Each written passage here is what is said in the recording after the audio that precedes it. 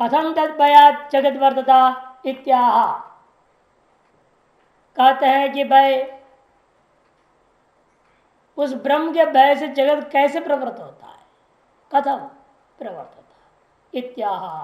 उसके बारे में कहने के लिए मंत्र आरंभ होता है। भयादस्याग्निस्तपति भयात्तपति सूर्य भयादिन्द्रश्च वायुश्च मृत्युर्धावति पंचमः।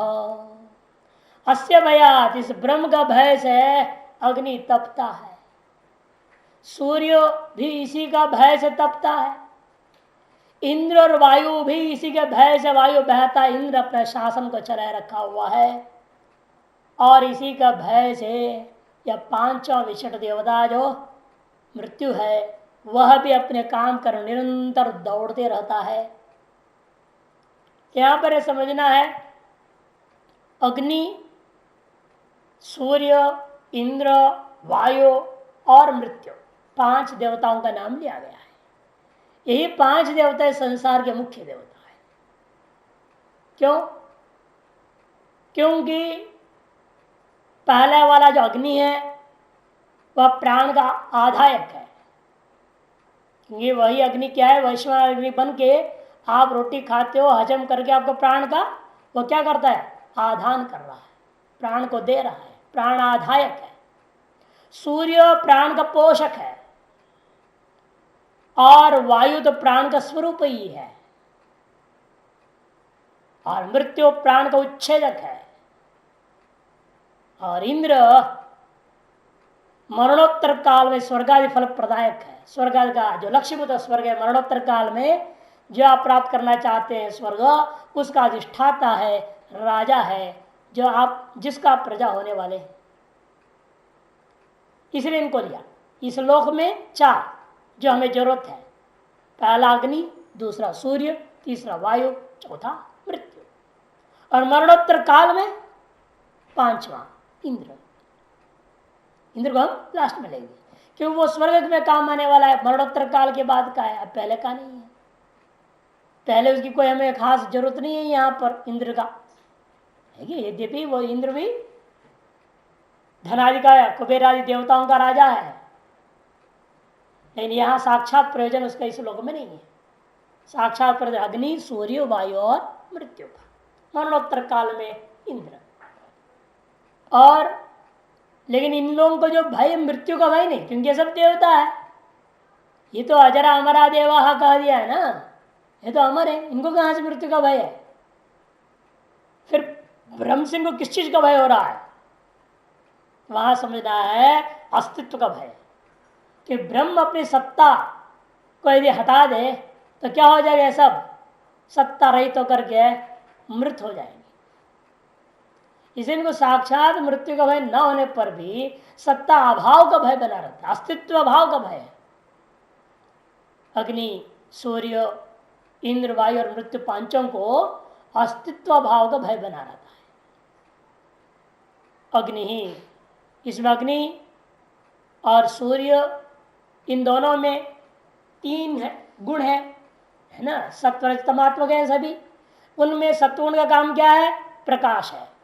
रजोगुण का काम उष्ण है, और तमोगुण का काम दाह है। प्रकाश, उष्ण, दाह क्रमशः सत्वादि का जो कार्य है वह कार्य करने में वह समर्थ नहीं रह जाएंगे यदि ब्रह्म की सत्ता इनमें से हट जाए। ब्रह्म की सत्ता के वैसे कार्य कर रहे हैं, तीनों काम कर रहे हैं, चाहे अग्नि हो, चाहे सूर्य हो, प्रकाश, उष्ण, दाह जो कर रहा है वो ब्रह्म की सत्ता की वजह से। वायु आपके जो प्राण संचालन कर रहा है, शोषण सुखाना रूपी कार्य करता है।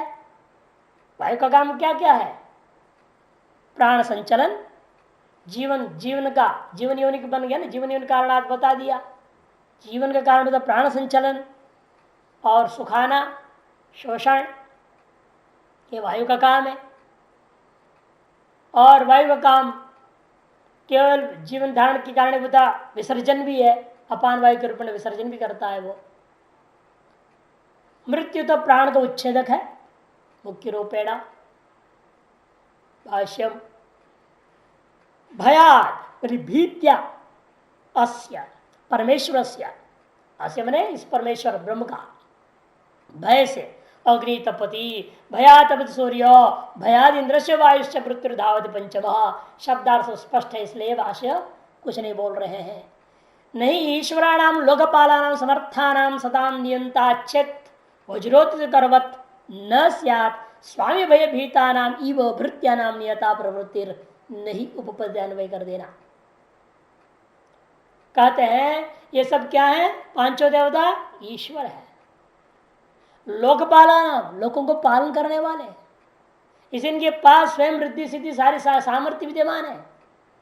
ऐसे होता हुआ इन लोग नियंता छेद वज्रोध करवत न स्यात्, यदि इनके खोपड़े पर भी लेकिन कोई वज्र को उठा के खड़ा हुआ आदमी के समान न होता कोई ऊपर इनके सर पे, तो प्रवृत्ति नहीं, नियता प्रवृत्ति नहीं उपपद्यते, इनकी नियत प्रवृत्ति नहीं हो सकती थी।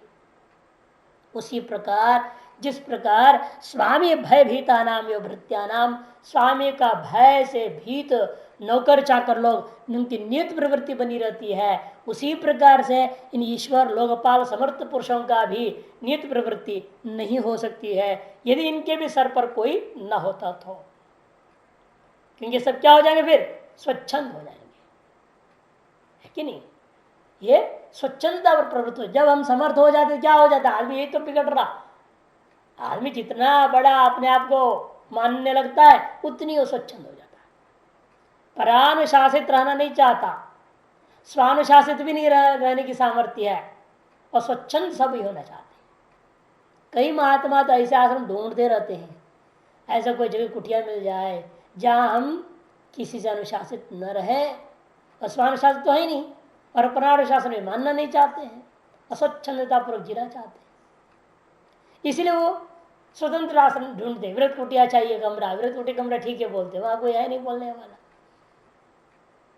ऐसा आश्रम ठीक है जहां कोई नियम ना हो, कोई बोलने वाला ना हो, तुम क्यों गया, क्यों गया, क्या हुआ, क्या नहीं हुआ, ना आरती है, ना पूजा है, ना पाठ है, ना सब कुछ नहीं, ना कोई घंटी लगनी है वहां। ऐसा आश्रम चाहिए सबको। महात्मा होने के बाद भी हाल है, जब महात्मा ने उसे तो अहंकारी पुरुषों तो कहने ही, वो तो कैसे प्राणशासित रहेगा। स्वच्छंदता सभी को पसंद है, इसीलिए यहां पर आशंका हुई यदि इन पर भी कोई ना होते तो ये सब स्वच्छंद हो जाते।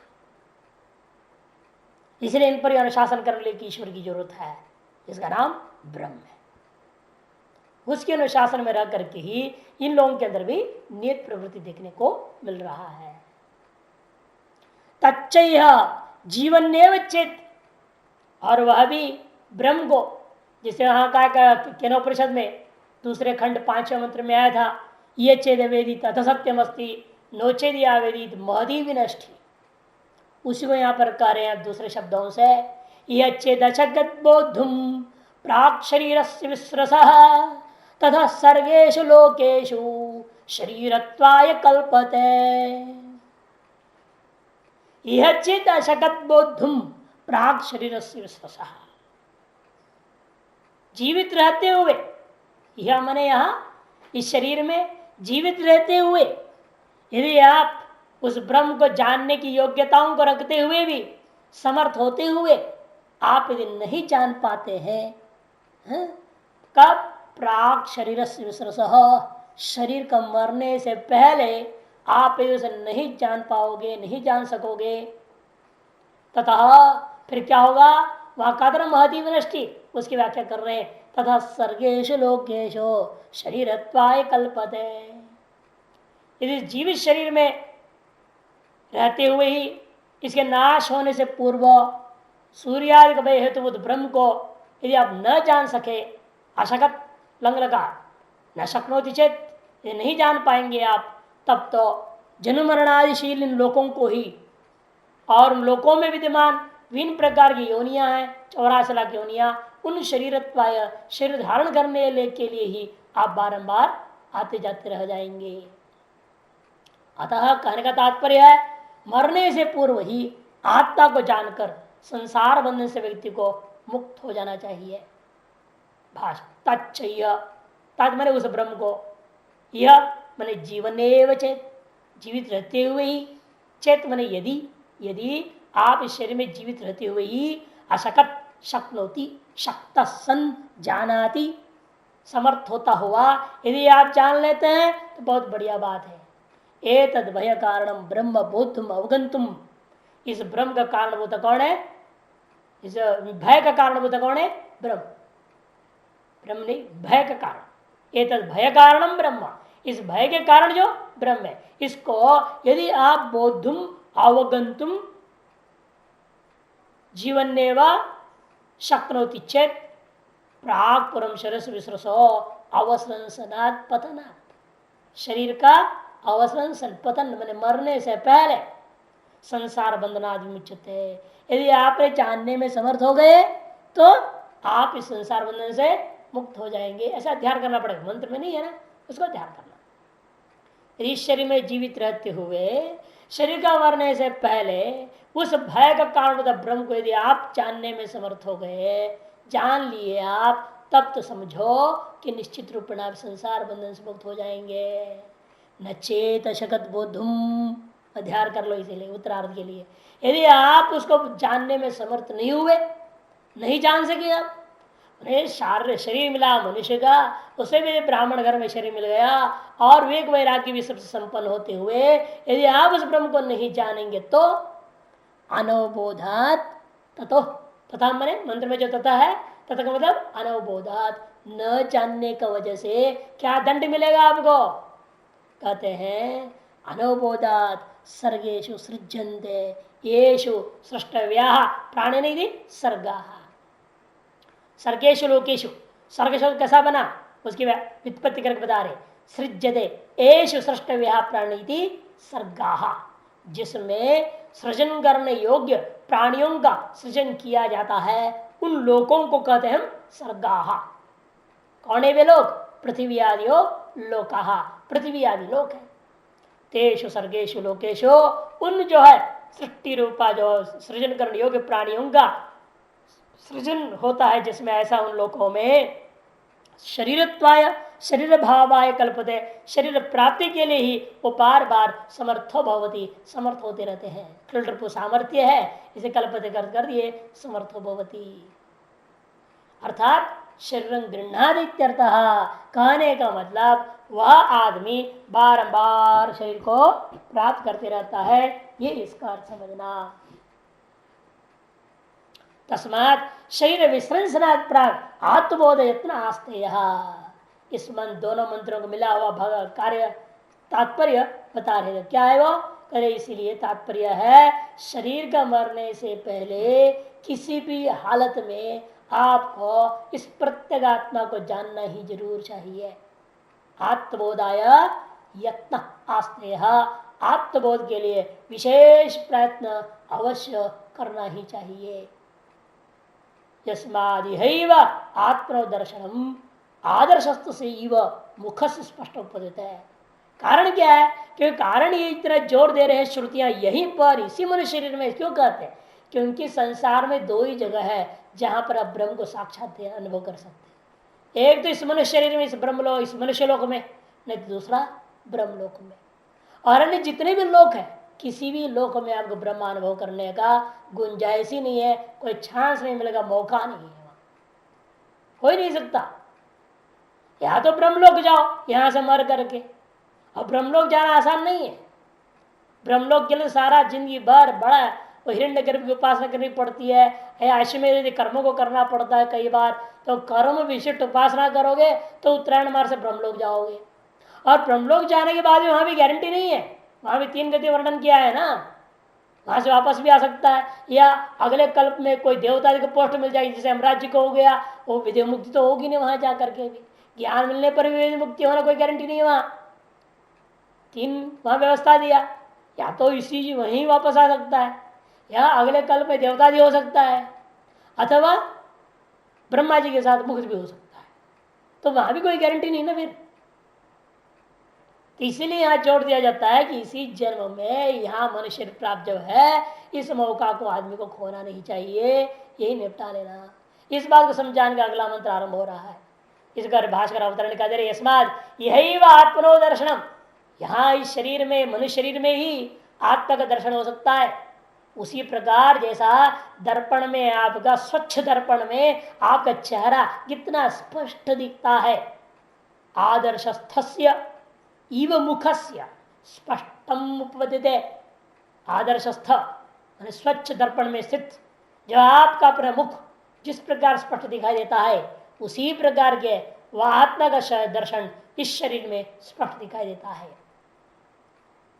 न लोकांतरेशो ब्रह्मलोकाद अन्यत्र, ब्रह्मलोक से अन्यत्र जो लोकांतरों में तो बिल्कुल अनुभव नहीं हो सकता है। चाहे गंधर्व लोक है, इंद्र लोक है, स्वर्ग लोक है, कोई भी लोक है, वरुण आदि वायु लोक, वरुण लोक, अनेकों लोक होते हैं। किसी भी लोक में नरक से लेकर के उस ब्रह्मलोक तक के जितने भी लोग हैं उनमें से ब्रह्मलोक और भूलोक दो लोक को छोड़ करके बाकी किसी भी लोक में ब्रह्म का अनुभव नहीं हो सकता। सच दुष्प्राप। और ब्रह्मलोक में जाओगे यदि कहोगे आप यहाँ खूब मौज मस्ती कर लेंगे, खा पी के भंडारे खूब आनंद लेते रहेंगे और ब्रह्मलोक जाकर के मुक्त हो जाएंगे, कहते हैं कि सच दुष्प्राप। नहीं, वो नहीं हो सकता भाई। सच ने स ब्रह्मलोक का, वो जो ब्रह्मलोक है वो दुष्प्राप, बड़ा कठिन प्राप्त होना, वो इतना आसान बात नहीं है। कथम इत्युच्यते, करे हो कैसा आप कह दिए हैं, कैसे इस पर ही कहा जा रहा है। देखो, यथा आदर्शे तथा आत्मनि, यथा स्वप्ने तथा पितृलोके, यथा सुपरिवदृशे तथा गंधर्वलोके, छाया तपयोरिव ब्रह्मलोके। यथा आदर्शे तथा आत्मनि, जिस प्रकार से दर्पण में आपके प्रतिबिंबित अपने मुख को स्पष्ट देख लेते हो, वैसे ही आपके अपने आत्मनि या तात्पर्य अपने निर्मल बुद्धि में, विशुद्ध अंतःकरण में आत्मा का स्पष्ट दर्शन हो जाता है। लेकिन यथा स्वप्ने तथा पितृलोक है, जैसे स्वप्न में आपके अपने आत्मा का स्पष्ट अनुभव नहीं है, उसी प्रकार पितृलोक में भी स्पष्ट अनुभव नहीं होता। कि स्वप्न में क्या हो रहा है, जागृत वासना से उद्भूत जो दृश्य को अस्पष्ट देखता है, इसलिए स्वप्न के संस्कार पक्का नहीं बैठते कभी। क्योंकि जागृत के संस्कार में, जागृत मान लो किसी एक चीज को आपने देखा, उसकी तुरंत फोटो खींच जाता है और अंदर में जबर संस्कार बैठ गया। और स्वप्न में इतने चित्र देखते हैं, कुछ भी याद नहीं रहता जगने के बाद, कहाँ संस्कार रह गया उसका। इसका मतलब वहां दृश्य जरूर दिखाई देता है, इस दृश्य का स्पष्ट व्यवहार होता हुआ भी लगता है आपको, लेकिन वास्तव में सब ऐसा झूठा रहता है, उस कुछ संस्कार भी ठीक से बैठता नहीं, अस्पष्ट। लेकिन यहां ऐसा नहीं, जागृत में दृश्य एकदम स्पष्ट है। ये कहने का तात्पर्य है, पितृलोक में आत्मा का अनुभव अस्पष्ट होता है, जिस प्रकार से स्वप्न के दृश्य अस्पष्ट अनुभव हुआ करता है। एवं एवं गंधर्व लोके, ये भी उपलक्षण है, दो नाम ले लिया, पितृलोक और गंधर्वलोक। तात्पर्य सभी अन्य लोकों में भी यथा अप्सु परि इव ददृशे तथा गंधर्वलोक है। जैसा जल में वैसे गंधर्वलोक में भी अस्पष्ट रूप से आत्मा का दर्शन होता है। जल में क्या होगा, आप अपने जल में अपने चारा को देखोगे तो कैसे दिखेगा, स्पष्ट दिखेगा? नहीं दिखता, टेढ़ा मेढ़ा दिखता है। आप एक लकड़ी पे डाल दो पानी में, क्या दिखता है? वो सीधा दिखेगा। जो पानी से ऊपर है वहां तो सीधा दिख रहा है, पानी से नीचे वाला हल्के टेढ़ा हो जाता है। ऐसे आपके अपने चेहरा देखो, लिहाजा पानी से आधा अंदर हो तो यूं टेढ़ा हो जाएगा, खोपड़ा भी उल्टा दिखेगा यूं। और बहता पानी हो फिर तो कहना ही क्या, वहां तो कुछ भी नहीं दिखेगा। आप आंख देखना चाहो तो आंख कहाँ भाग रहा है पता नहीं चलेगा। वहां बहता पानी में क्या दिखेगा दर स्पष्ट। इसे कहते परि इव दृश्य, छाया तपोर ब्रह्मलोक है। लेकिन ब्रह्मलोक में स्पष्ट होता है। पहला और चौथा स्पष्ट है। आदर्श में जैसा दर्पण में स्पष्ट है, वैसा बुद्धि में स्पष्ट है। और दूसरा नंबर में जैसा ब्रह्मलोक में कैसा स्पष्ट है, जैसे छाया और आतप के समान है। छाया और आतप ने धूप, धूप और छाया कैसा दिखता है आपको? बिल्कुल अलग अलग आपको दिखाई दे रहा है। वो देखो यहाँ धूप दिख रहा है, इधर बगल में छाया दिखाई दे रहा है। खिड़की से प्रकाश आपको दिख रहा है, यहाँ प्रकाश है, यहाँ धूप है, इधर छाया है। अंधा भी अनुभव कर लेगा। अंधे का हाथ को खड़ा कर दो, आधा धूप आधा छाया में, क्या करेगा वो कह देगा यहाँ तक जो है गर्म हो रहा है, तो यहाँ तक धूप है, इधर से गर्म नहीं हो रहा है, मैंने इधर से छाया है, वो भी समझ लेगा। इतना स्पष्ट धूप और छाया। उसी प्रकार से ब्रह्मलोक में भी ये आत्मा स्पष्ट प्रतीत हो जाता है। भाष्य यथा आदर्श प्रतिबिंब भूतम आत्मान पश्यति, जिस प्रकार से आप अपने दर्पण में प्रतिबिंब जो अपना ही चेहरा को, मुखम आत्मा से तात्पर्य शरीर, पूरे शरीर को भी आप देख सकते हो दर्पण में। इन दर्पण भी कौन सा दर्पण उस पर निर्भर है, स्वच्छ और सरल दर्पण होनी चाहिए। सीधा वाला, थोड़ा टेढ़ा वाला दर्पण में नहीं। थोड़ा टेढ़ दर्पण होता है ना, बौना दिखेगा, 5 फुट वाला 1 फुट दिखेगा, यूं करके रहेगा दर्पण गोलाई में, तब जो है वो नारियल का पेड़ जैसे दिखने लग जाएगा। 2 फुट वाला भी 6 फुट दिखाई देगा। अब देखा है ना इस दर्पणों को, नहीं देखा? विचित्र दर्पण होते हैं, देख के हंसते रह जाओ, पेट फूल जाएगा हंसते। ऐसे ऐसे दर्पण बना रखे हैं लोग। बेंगलोर में एक म्यूजियम है, टेक्निकल म्यूजियम, तो 3री या 4थी मंजिल में है अनेक दर्पण। आदमी जाते रहेगा, वो हंस हंस के परेशान हो जाएगा। किसी में यूँ छोटा दिखता है, किसी में लंबा दिखता है, किसी में ऐसा हाथी जैसा हो जाता है, मोटा सा। इतना पतला आदमी खड़ा कर दो, इतना मोटा दिखेगा। मोटे को दिखाओगे तो कहाँ से दिखेगा, वो बाहर हो जाएगा दर्पण से। ऐसे ऐसे ग्लास बना रखे हैं। इसे समझ सरल दर्पण होनी चाहिए और स्वच्छ होना चाहिए, तब सरल और स्वच्छ दर्पण में आपका चेहरा जैसा स्पष्ट दिखता है, वैसे कहते लोग को अत्यंत विविक्तम। जैसा यह मनुष्य, लोक मनुष्य, जैसे यह मनुष्य अपने मुख को, अपने शरीर को स्पष्ट देखता है, अत्यंत विविक्तम ने अत्यंत पृथक होकर, बिल्कुल अलग करके, स्पष्ट होकर के, तथा यह आत्मनि, उसी प्रकार यहां आत्मने स्वबुद्धो आदर्शवत निर्वलीभूतायाम, आगे ना अपनी बुद्धि में। तो कैसी बुद्धि में? जैसा दर्पण वैसा बुद्धि। दर्पण कैसा? शुद्ध स्वच्छ, उसी पर बुद्धि भी निर्मलीभूतायाम कह दिया। कैसी बुद्धि होनी चाहिए? निर्मल मल रहित बुद्धि, अत्यंत स्वच्छ बुद्धि में विविक्तम आत्मदर्शन भवती, एकदम स्पष्ट अलग अलग करके सुस्पष्ट रूपेण आपको आत्मा का दर्शन हो जाएगा। स्पष्ट बनने का मतलब क्या? बस ये उपाधि अलग है, मैं आत्मा अलग हूं, ऐसा साफ दिखाई देगा। जैसे दर्पण में अब स्पष्ट दिख रहा है, ये सब दीवार है, इसके पीछे मेरे चेहरा है, पीछे दीवार होगा, जो भी चित्र आदि होगा उसे अलग करके मुख आपको दिखता है स्पष्ट, वैसे यहां भी दिखाई देगा। और अन्य लोगों में नहीं दिखता है, उसके दृष्टांत के समझा रहे। यथा स्वप्ने, जैसा स्वप्न में, अविविक्तम, अविविक्त में अस्पष्ट, अस्पष्ट है।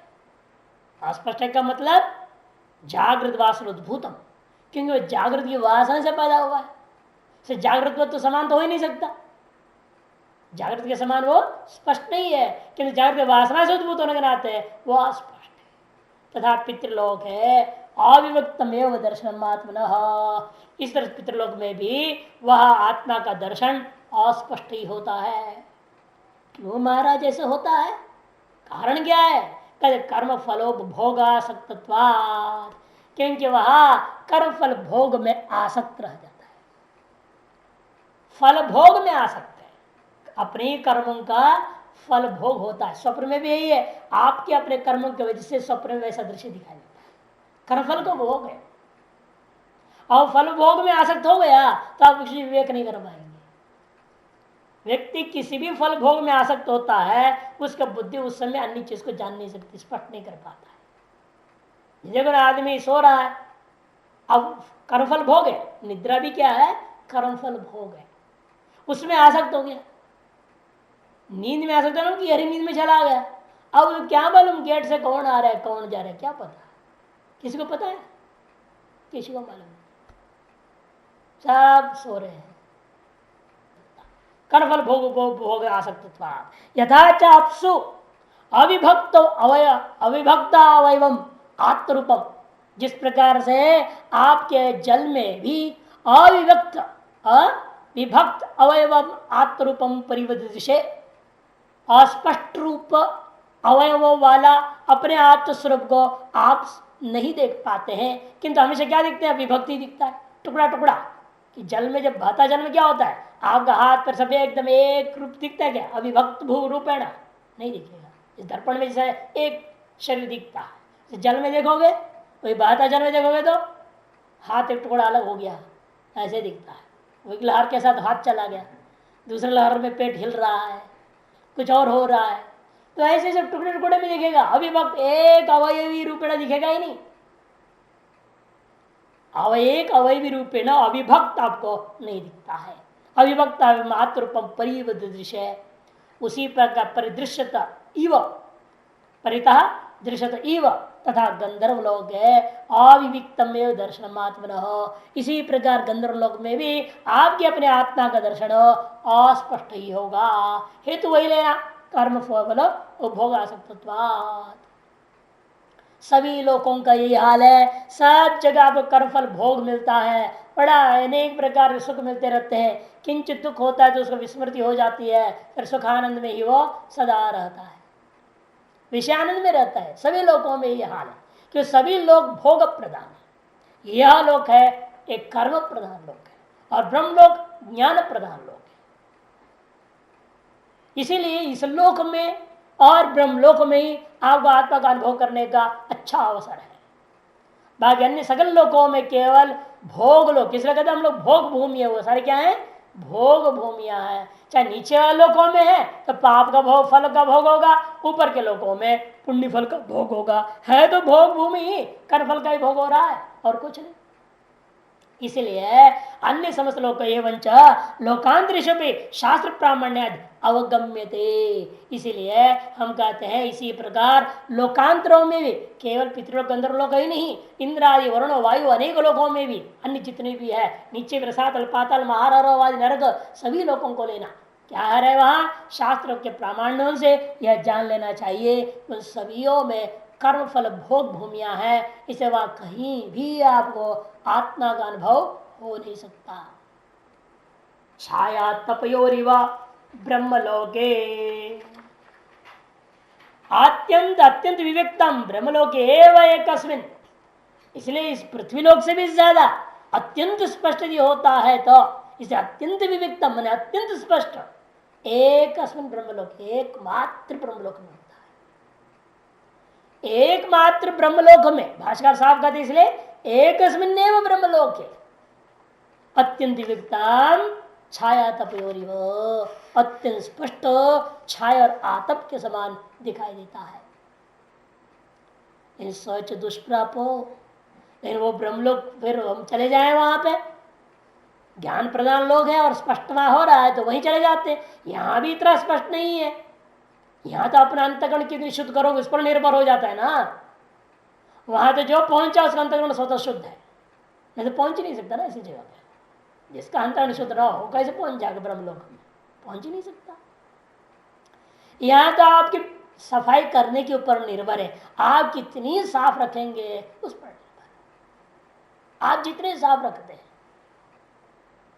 अपने अंतकरण को उतनी स्पष्ट आत्मा की अनुभूति। जितना मल और विक्षेप से युक्त अंतकरण है उसके लिए भी वह आत्मा का दर्शन नहीं होता। वह ब्रह्मलोक तो दुष्प्राप है।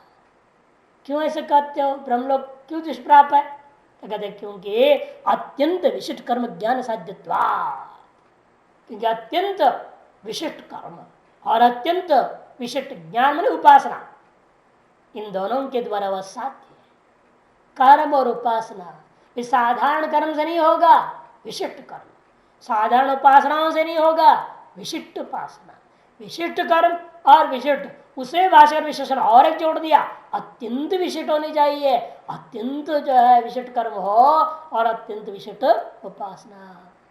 केवल विशिष्ट कर्म विशिष्ट उपासना से भी नहीं चलेगा, उसमें एक और विशेषण है अत्यंत विशिष्ट कर्म होना और अत्यंत विशिष्ट उपासना। जो श्रुतियों में कहा गया है उसको करेंगे जो हिरण्य गर्भ फल प्रापक हो, ऐसे ही जो कर्म और उपासना करोगे तब जग ब्रह्मलोक की प्राप्ति होगी। वो इतना आसान मामला नहीं है कि उपासना करने वाले कहाँ रह गए, है कि नहीं? उपासना करने वाले भी नहीं। अभी 2 दिन पहले आता ना गीता में क्या आया था, अधिकारी विद्याधिकारी 2 है, एक सोपासक है, दूसरा निरुपासक है। उपासना कृत उपासना और अकृत उपासना वाले। उसे कृत उपासना वाले क्या कहा उन्होंने, इस समय में इस कलयुग में न के बराबर है, नहीं समझो, सीधा कहा दिया। और अकृत उपासना वाले सब विद्याधिकारी बने हुए हैं, ब्रह्म विद्याचार्य, बिना उपासना किए, कुछ किए, कर्म भी नहीं, कुछ नहीं, सीधा घर से आया, यहाँ के तो जनेऊ पहनते, घर में तो कभी उनको न जनेऊ मिला, न गायत्री मिली, न कुछ नहीं था। क्या संस्कार होगा उस आदमी का? सारा जिंदगी पशुत्व बिता दिया और यह करके ब्रह्मचारी हो गया। क्या ब्रह्म चलेगा? वो घास चलेगा, ब्रह्म थोड़ी चल पाएगा। भंडाराचारी हो जाएगा, वो ब्रह्मचारी नहीं होगा। बड़ा मुश्किल है। इसलिए ऐसे ना ब्राह्मणा नाम कुल इसलिए कह दिया, मिलना जन्म मिलना मुश्किल है। ऐसे योगी नाम ब्राह्मणा नाम कुल है, ऐसे घर में जन्म हो जहां समय समय पर सारा गर्भकाल से सम्यक संस्कार होता हो। गर्भाधान भी संस्कार से किया, ये नहीं कि पशुवत संबंध कर लिया पति पत्नी ने, ऐसा नहीं।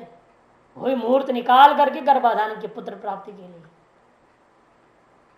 आजकल कहाँ मुहूर्त देखते हैं, को उसको पता ही नहीं, मुहूर्त देखना ही नहीं आता। एक छोटी सी काम में ले जाएंगे पंचांग लेके, चलो भाई पंडित जी का पूछ के आते हैं।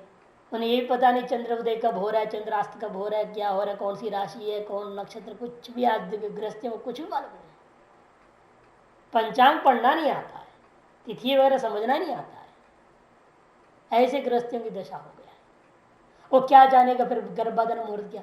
अब किसी पंडित के पास जाके बोल सकता है हम पति पति संबंधित बच्चा पैदा करना चाह रहे हैं, हमें मुहूर्त निकाल के दे दो? बोल नहीं सकता, शर्म के मारे बोलेगा नहीं। और मुहूर्त कौन निकाल के दे उसको, और खुद पढ़ा है नहीं। अब मुहूर्त निकाल कुत्ता कुत्ती से संबंध कर देते, जो बच्चा पैदा होंगे वो कुत्ता कुत्ती जैसे तो पैदा होंगे, और कैसे पैदा होंगे, पटांगे पैदा होंगे सब। से ज्योतिष पहले जमाने ना ज्योतिष जरूरी था। ब्राह्मण क्षेत्र वैश्य जो गुरुकुल में आते थे सबको पहले षडंग ज्ञान, छंद का ज्ञान, ज्योतिष का ज्ञान, व्याकरण ज्ञान पहले ही पढ़ाया जाता था और वेदों को रटाया जाता था। 3 साल तक कोई शास्त्र व्याख्या नहीं होती, शास्त्र पढ़ाते ही नहीं थे। पहले वेद रटो, अपनी शाखा को रटो, और इधर व्याकरण पढ़ो, वो ज्योतिष पढ़ो, छंद शास्त्र को पढ़ो, चिति को पढ़ो, ये सब पढ़ाया जाता था। उसके बाद वेद का अर्थ बताते, 3 साल वेद को पढ़ाने में लगा। 6 साल बाद अब तुमको कौन से विषय पसंद है, बोल, न्याय पढ़ना चाहता है, क्या पढ़ना चाहता है, उस विषय में उसका प्रवेश कराते थे विशेष। और अन्य सकल दर्शनों का सामान्य 3 साल तक ये चलता था, प्रकरण ग्रंथ सभी दर्शनों का, और जिस एक विषय दर्शन आप चाह रहे हैं उसमें अधिक आगे बढ़ा दिया। 9 साल के बाद जिस विषय का आप न्याय का आचार करना चाहते, केवल उस न्याय का विषय हिट केवल रहेगा, और बाकी सब बंद। वेदांत आचरण केवल वेदांत पढ़ा जाएगा 3 साल अंतिम। इस तरह से 12 साल गुरुकुल की व्यवस्था रहती थी। तब व्यक्ति को सामान्य रूपेण सकल षडंग ज्योतिष का ज्ञान हो गया, अपने शाखा ज्ञान हो गया, फिर सामान्य सकल दर्शनों का ज्ञान हो गया, साहित्य का ज्ञान हो गया। उसके बाद एक दर्शन में विशिष्ट रूपेण वो सर्टिफिकेट पा लेता था। तो वो आदमी जो गृहस्थी में जाएगा जब जानता है गर्भधारण संस्कार क्या होती है, उसका मुहूर्त कैसे निकालना होता है, उसी हिसाब से अपना शादी होने के बाद दोनों का कुंडली है उसको मालूम है, अपना मुहूर्त उसके आधार पर निकालता था। तभी उस समय दिव्य बालक पैदा होते थे, एक से एक। 4 वेद रटा, 3 वेद रटा हुआ है, यहाँ तो लघु भी रटते रटते हालत खराब, टायर पंक्चर आधे में छोड़ के भाग जाते हैं सब। वेद कहाँ रटेंगे? कि बुद्धि में क्षमता का अभाव का कारण यही है कि शास्त्रानुसारेण जन्म ही नहीं हो रहा किसी का। तो फिर कैसे संस्कार युक्त जन्म माना जाए? उत्कृष्ट संस्कार वाले का जीवन को जन्म लेने का अवसर ही नहीं मिल रहा है। किस गर्भ में जाए वो जीव भटक रहे हैं। उत्कृष्ट क्वालिटी के जो जीव है उनको जन्म मिल ही नहीं रहा है, वो भटक ही रहे ऊपर ही ऊपर। जन्म लेना चाहिए तो कहाँ जन्म लें, किस गर्भ में जाए, जिस गर्भ में जाना चाहेंगे वह गलत मुहूर्त में संबंध हो रहा है तो पहुंचेगा कहाँ से। वो जानते हैं, वो तो जाना भी बाद में, बहुत लोग तो जाने ही बाद में, क्या करें, सब काम निपटने के बाद हो रहे हैं, फायदा भी नहीं। और सन्यासी लोग जान के क्या करेंगे, उनको जानने से कोई फायदा ही नहीं, ये समस्या हो गया। तीसरे का कहना है कि वो अत्यंत विशिष्ट कर्म, अत्यंत विशिष्ट उपासना के साध्य होने से ब्रह्मलोक की प्राप्ति तो संभव ही नहीं है। समझो इस कलयुग में तो उत्तरायण मार्ग के अधिकारी नाव के बराबर है, सात दक्षिणायन मार्ग के अधिकारी अथवा जय स्वमृस्व की अधिकारी हो, यही जन्म यही मरो, यही जन्म यही मरो वाली चक्कर कट रहा है। खत्म। तस्माद आत्मदर्शनाय यही वह यत्न कर्तव्य अभिप्राय, इसीलिए आत्मदर्शन करने के लिए आपके शरीर में रहते हुए इस मनुष्य जन्म में ही अवश्य प्रयत्न करना चाहिए, यह इस मंत्र कहने का अभिप्राय। कथम असुबुद्धव्य किम वात्तव बोधि प्रयोजन इत्युच्यते, कहते वो आत्मा व ब्रह्म किस प्रकार जानने योग्य है, कैसे जानना चाहिए उसको, और उसको जानने का प्रयोजन क्या है। तदवबोधे च किम प्रयोजनम इत्युच्यते, उसको कहा जा रहा है। इंद्रियाणाम पृथक भावम उदयास्तमय उचयत पृथक उत्पद्यमानानाम मत्वा धीरो न शोचति, मत्वा धीरो न शोचति। विवेकशील पुरुष धीर, विवेकशील पुरुष उसको जानकर न शोचति, शोक नहीं करता है। अपने कारण के गुण को ग्रहण करने के लिए आकाशादि भूतों से पृथक पृथक उत्पन्न होने वाली ये श्रोत्रादि इंद्रियों का, इंद्रियाणाम मैंने श्रोत्रादि इंद्रियाणाम पृथक भावम, पृथक भावम, पृथक भाव मैंने पृथक उत्पन्न होने वाली है ये सारी इंद्रियां। वो क्या हो रहे हैं, अपने ही कारणभूत आकाश आदि भूतों से पृथक पृथक उत्पन्न हो रही है। कौन, ये श्रोत्रादि इंद्रियां।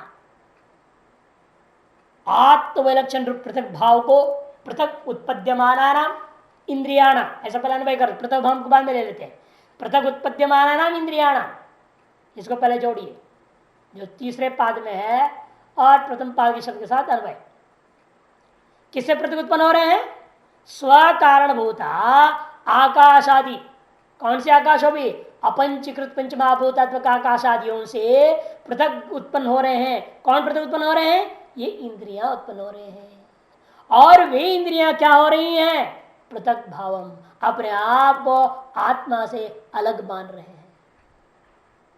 आत्मा से विलक्षण रूपी जो पृथक भाव है उसको प्राप्त हो रहे हैं। प्राप्त होकर के करते क्या है, उदयास्तमय उच्चयत, उनकी उत्पत्ति और प्रलय को जान करके, आत्मविलक्षण रूप पृथक भाव को तथा उनकी उत्पत्ति और प्रलय को यह जान करके मत्वा धीरो न शोचति, धीर शोक को प्राप्त नहीं करता। कि जान रहा है, क्या जान रहा है, दो बात जान रहा है वो। एक बात यह जान रहा है ये सारी चीजें इंद्रियां रोज रोज अपने कारण में लय होते हैं और फिर वहीं से उत्पन्न होते हैं। अपने कारण कौन है, पंच महाभूतात्मक जो है आकाश आदि भूतों में से यह उत्पन्न हुआ है और उसी में अस्त को प्राप्त होते रहता है। और कैसे ये सब आत्मा से अलग है, पृथक है, ऐसा दृढ़ निश्चय है उसको। जान रहा है ये जो इंद्रियां आकाश आदियों से पृथक भाव पृथक पृथक उत्पन्न होते हैं और उसी में अस्त भी हो जाते हैं। इतना ही जानता ही नहीं वो, बल्कि यह भी जानता है ये जो इंद्रियां हैं अपने विषयों के सहित कैसे है, ये आत्मा से विलक्षण है। पृथक भावम मैंने आत्मना वैलक्षण्यम मत्वा ज्ञात्वा धीरो न शोचते। इंद्रियाणाम श्रोत्रादि नाम, भाष्यकार कह रहे साहब, इंद्रियाणाम मैंने श्रोत्रादि स्व स्व विषय ग्रहण प्रयोजन स्व कारणेभ्य आकाशादिभ्य पृथक उत्पद्यमाना नाम। क्यों पृथक हो गई अपने कारणों से, वो भी बता दिया भाष्यकार ने। स्व स्व विषय ग्रहण प्रयोजन, अपना अपना विषय क्या है, शब्दादि, श्रोत्र का विषय शब्द है, रसनेन्द्र का विषय रस है, त्वक का विषय स्पर्श है। इस तरह अपने अपने विषय ग्रहण करना रूपी प्रयोजन के कारण से ये क्या कर दिए, स्व कारणेभ्य आकाशादिभ्य, अपना अपना कारण जो आकाश आदि है उनसे पृथक उत्पद्यमाना नाम, भाषाकार इसलिए तीसरे पद में चलेंगे, पृथक उत्पद्यमाना नाम अत्यंत विशुद्धात् केवलात् चिन्मात्रात्म स्वरूपात् पृथक भावम अपृथक भावम को ले आए। कहां से उत्पन्न हो रही है, आकाश आदि से उत्पन्न होते हैं। आकाश आदि कारणों से कार्य रूपेण अलग होते हुए उत्पन्न होते रहते हैं ये इंद्रियां, और उसी में लय भी होते रहते हैं इंद्रियां। लेकिन जब उत्पन्न और विलय हो रहे हैं, ऐसे जो इंद्रिया कैसी हैं, आत्मा से अपने आप को पृथक भावत्व को प्राप्त होकर उत्पन्न हो रहे हैं। कौन सी आत्मा, अगर अत्यंत विशुद्धात् केवलात् छिन्मात्र आत्मस्वरूपात् पृथक भाव में स्वभाव विलक्षणात्मकता, अत्यंत विशुद्ध केवल एकमेव द्वितीय और चिन्ह मात्र स्वरूप वाला आत्मा से पृथक भाव को प्राप्त करने का मतलब स्वभाव से विलक्षणात्मकता को प्राप्त कर रहे हैं। और कैसा है वो, अत्यंत विशुद्ध था। इंद्रियां कैसी हैं, अत्यंत अविशुद्ध है। और आत्मा कैसा है, केवल, और इंद्रियां कैसे हैं, अनेक है। केवल नहीं, एक नहीं है, एक में अद्वितीय नहीं, अनेक है, सद्वितीय है वो, है नहीं। इंद्रियां अनेक है, आत्मा एक है। इसे अत्यंत शुद्ध है और ये उससे विलक्षण अत्यंत अविशुद्ध है। और वो केवल है तो ये कैसा है, अनेक है। वो चिन्ह मात्र है, ये कैसे है, जड़ात्मक है। ऐसा स्वरूप से इसे पृथक भाव करके स्वभाव विलक्षणात्मकता तथा तेषामेव इंद्रियाणाम उदय, इसी प्रकार से केवल इतना ही नहीं जानता ये आत्मा से विलक्षण इंद्रियां अपने विषयों को ग्रहण करने के लिए उत्पन्न होती रहती हैं, इतनी नहीं जानता, बल्कि और क्या जानता है, वो यह भी जानता है कि तेषामेव इंद्रियाणाम, उन्हीं इंद्रियों का उदयास्तमयो च उत्पत्ति प्रलयो जागृत स्वप्नावस्थापेक्षया, उनकी उत्पत्ति और प्रलय भी कैसी है, वो जानता है केवल जागृत स्वप्न की अपेक्षा से उनकी उत्पत्ति और प्रलय है। जागृत उत्पन्न हो गए, जागृत में इंद्रियां आदि लय हो गई, और स्वप्न में भी अपना कल्पित इंद्रियां उत्पन्न हो गई, वो भी लय हो जाते हैं। उनकी उत्पत्ति और प्रलय भी केवल जागृत स्वप्न अवस्था अपेक्षा से कहा जा सकता है, वास्तव में उनका उत्पत्ति प्रलय भी नहीं है, न आत्मना। क्योंकि आत्मा का न उत्पत्ति होता है न प्रलय होता है। जो उत्पत्ति प्रलय जो होता है इंद्रियों का भी, वह जागृत और स्वाप अवस्था अपेक्षा से कहा जाता है, आत्मा की अपेक्षा से उत्पत्ति प्रलय नहीं होता। आत्मा से न ये उत्पन्न हो रहे हैं, आत्मा से न हो या में प्रलय हो रहे हैं, न आत्मा की उत्पत्ति प्रलय होता है इनकी वजह से। न जिस उपाधि उत्पन्न हो गया तो उपाधि विष्णु उत्पन्न हो गया, ऐसे व्यवहार भले हो जाता है, लेकिन यह वास्तव में आत्मा जो उपहित है वह न उत्पन्न होता है न विनाश को प्राप्त होता है। इति मत्वा ज्ञात्वा, ऐसे जान करके, कैसे जाना उसने, विवेकतः, विवेक से जाना। कौन, धीरा, धीमान, धीमान पुरुष है, न शोचती, वह धीमान पुरुष इसलिए न शोचती, शोक नहीं करता। आत्मनो नित्य एक स्वभाव से अव्यभिचारात् शोक कारणत्व अनुपत्ति है, क्योंकि नित्य एक स्वभाव वाला जो आत्मा है उससे कभी व्यभिचार ही नहीं होता, इसे शोक का कारण ही उपपन्न नहीं होता। जब व्यभिचारी हो जाए तो वह शोक होता है ना। अभी आपको सुख मिला, लेकिन वो सुख नित्य एक स्वभाव वाला न रहे, अनित्य हो, तब जब तक सुख है तब तक प्रसन्न नहीं है आप, वो सुख चला गया तो शोक आएगा। इसीलिए नित्य एक स्वभाव वाला जो आनंद रूपता जो ब्रह्म है, सुख है, उससे अलावा वो अव्यभिचारी होने के नाते वह शोक को प्राप्त नहीं करता। उससे भिन्न जो भी सुख है वो सब व्यभिचारी है, नित्य नहीं अनित्य है, एक नहीं अनेकात्मक है, अतएव व्यभिचारी है तो शोक प्राप्त होता है। तथा श्रुत्यंतरम, इस श्रुत्यंतर छांदोग्य स्पष्ट ही नारद जी कहते हैं तरति शोकम आत्मविदिति। 7वां अध्याय पहला खंड तीसरा मंत्र है 7:3 में कहा तरति शोकम आत्मविद। अब अवतरण का दे रहे अगले मंत्र भाष्यकार कहते यस्माद आत्मन इंद्रियाणाम पृथक भाव उक्ता, जिस आत्मा से इन इंद्रियों का पृथक भाव आपने कहा है, पृथक माने उस आत्मा की अपेक्षा से पृथक माने उनसे अलग एक विलक्षण भाव को प्राप्त है। क्या वो पृथक भाव था? बता दिए थे, आत्मा के स्वभाव की अपेक्षा से विलक्षण स्वभाव। आत्मा का स्वभाव क्या है? अत्यंत विशुद्ध है, केवल माने एक है और चित स्वरूप है। उसी विलक्षण भाव क्या है? ये अविशुद्ध है और अनेक है और जड़ है। ये समझना पृथक भाव। जिस आत्मा को लेकर आपने इंद्रियों के पृथक भाव कथन किए थे, ना सो बहिर्अधिगंतव्यो, लेकिन उसको कहीं बाहर ढूंढने की जरूरत नहीं है। ऐसी आत्मा कहाँ है?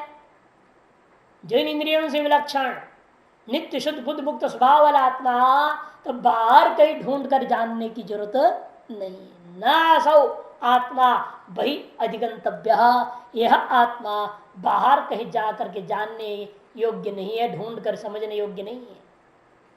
क्यों? क्योंकि अस्मात् प्रत्येगात्मा सा सर्वस्य, क्योंकि सभी का प्रत्येगात्मा है, इन इंद्रियों का भी प्रत्येगात्मा वही है। इसलिए आपको बाहर जाना ही नहीं है, अंतरोक्त होना है। बहिर्यात्रा को समाप्त करके अंतर यात्रा को आरंभ कर देना है, सम्यक प्रकार से आरंभ कर देना। अंतर्मुखी होना है, बहिर्मुखी तो है ही है, बहुमुखी भी है नहीं, बहुमुखी है, बहुरूपी बहुमुखी बहिर्मुखी, अब अंतर्मुखी होना जरूरी है। वैसे बहुरूपिता को त्यागना पड़ेगा, है कि बहुरूपिता को त्याग करके एक रूपिता को धारण करो, एक संप्रदाय वाला बना रहो, एक धर्म को अपनाओ, मनुष्य धर्म को अपनाओ। बहुरूपिता को त्याग, गंगा किनारे गंगा दास, यमुना किनारे यमुना दास मत बनो। बहुरूपिता को त्याग करके आपको बहिर्मुखता बनाए रखिए, कोई आपत्ति नहीं है। फिर उस बहिर्मुखता को भी त्याग करके अंतर्मुखता की ओर जाना पड़ता है। इसलिए कहते हैं कि देखो आपको क्या करना है, उसके लिए कहते आपको अंतर्मुख होना पड़ेगा, क्योंकि यह आत्मा सभी का प्रत्येक आत्मा ही है, अंतरात्मा ही है। कहते कैसे आपने कह दिया, तत्कथम इत्युच्यते, वो किस प्रकार से सबका अंतरात्मा है, प्रत्येगात्मा है वो इत्युच्यते। उसी को पहले कहा था, इंद्रियभ्यो परायर्थार्थभ्यश्च परम मनः, पहले समझाया था, उसको दूसरे शब्दों में कहेंगे अभी। इंद्रियभ्य परम मनो मनस सप्तमुत्तमम्, सप्तादि महानात्मा महतो अव्यक्तमुत्तमम्, अव्यक्ता तो पर पुरुषो व्यापको लिंग एव च यञ्जात्वा मुच्यते जंतुर अमृतत्वं च गच्छति। इंद्रियभ्य परम मनो, इंद्रियों से पर उत्कृष्ट मन है, और मन से बुद्धि, सप्तम शब्द से लेना है बुद्धि, बुद्धि श्रेष्ठ है। और बुद्धि से श्रेष्ठ कौन है? सप्तादि महान आत्मा, महतत्व मैंने समष्टि बुद्धि। पहला वाला बुद्धि इसलिए व्यष्टि लेना, व्यष्टि इंद्रिया पहले भी क्या लिए थे? इंद्रिय पराहर्ता, इंद्रियों से पर कौन था? अपंचीकृत पंचमहाभूत लिए थे आपने। अर्थ शब्द क्या लिया? अपंचीकृत पंचमहाभूत। अपंचीकृत पंचमहाभूतों से भी ज्यादा महत्व सूक्ष्म कौन है? मन, अर्थात मन का आरंभिक दो आरंभक जो अपंचीकृत पंचमहाभूत, उससे भी सूक्ष्म कौन बताया आपने? बुद्धि। मैंने बुद्धि का आरंभक जो अपंचीकृत पंचमहाभूत, उससे भी सूक्ष्म कौन है? तब आपने समष्टि में चले गए। उसी पर यहाँ पर व्यष्टि समष्टि ले जाना है, इतना अंतर है। इन्हें जान करके वह बीच में अपंच पंचमहाभूत अर्थ शब्द को नहीं लिया, सीधे इंद्रियों से परे मन, मन से परे सप्तम व्यष्टि बुद्धि, उससे परे समष्टि बुद्धि। उससे परे कौन है? अव्यक्तम, महत्व से भी उत्तम अव्यक्त है। अव्यक्तात् पर पुरुष, अव्यक्त से विशेष कौन है? कहते वह परम पुरुष है, पुरुष है। अव्यक्त से परा मनुष्य भी श्रेष्ठ, उससे उत्तम, उससे भी सूक्ष्म, उसका भी जो कारण, उसका भी प्रत्येगात्मा अंतरात्मा कौन है? उन्हें पुरुष है। क्यों? व्यापको अलिंग एवच, क्योंकि वह आकाश आदि कारण होने से व्यापक है। आकाश आदि का भी कारण होने से वह आकाश आदि से ज्यादा व्यापक है। और अलिंग एवच, सकल संसार धर्म रहित होने के नाते वह लिंग नहीं है, उसका कोई ज्ञापक और लिंग नहीं हो सकता। अतो लिंग से लेते कारण, कारण रहित है वो। लिंग लीन मर्तम गमित लिंगम, छिपी बोध बताने वाला है, ऐसा भी नहीं, किसी का वो अवबोधक लिंग नहीं हो सकता, स्वयं बोध स्वरूप है वो। यज्ञात्वा मुच्यते जंतु अमृत पंच गच्छति, जिसे जान करके यह जीवन मुक्त हो जाता है और वह अमरत्व को प्राप्त कर लेता है। कैसे जान करके? आचार्य शास्त्रोपदेश से जान करके, ऐसे भाष्यकार जोड़ देंगे। भाष्य इंद्रिय परम इत्यादि स्पष्ट होने से व्याख्या नहीं कर रहे हैं, किंतु यह अर्थ को क्यों नहीं जोड़ा आपने? वहां जैसे था इंद्रिय पराहरता, इंद्रियो पराहरता आपने कहा था ना वहां पर, वो क्यों नहीं जोड़ा यहाँ पर?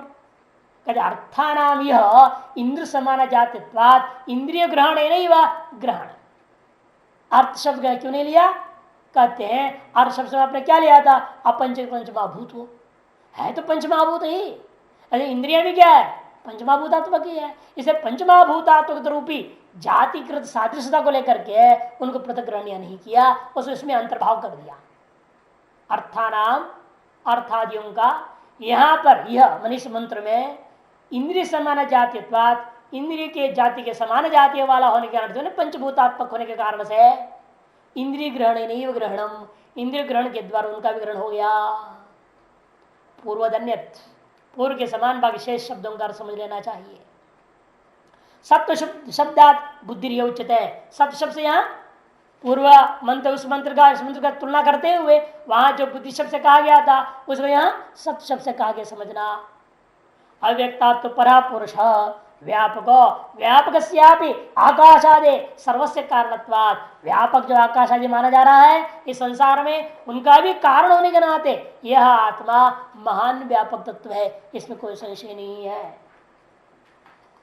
अलिंगो लिंगते गम्यते ये लिंगम बुद्धियादि, जिसके द्वारा जिस चीज का बोध करा दिया जाए उस साधन का नाम क्या है? लिंग होता है।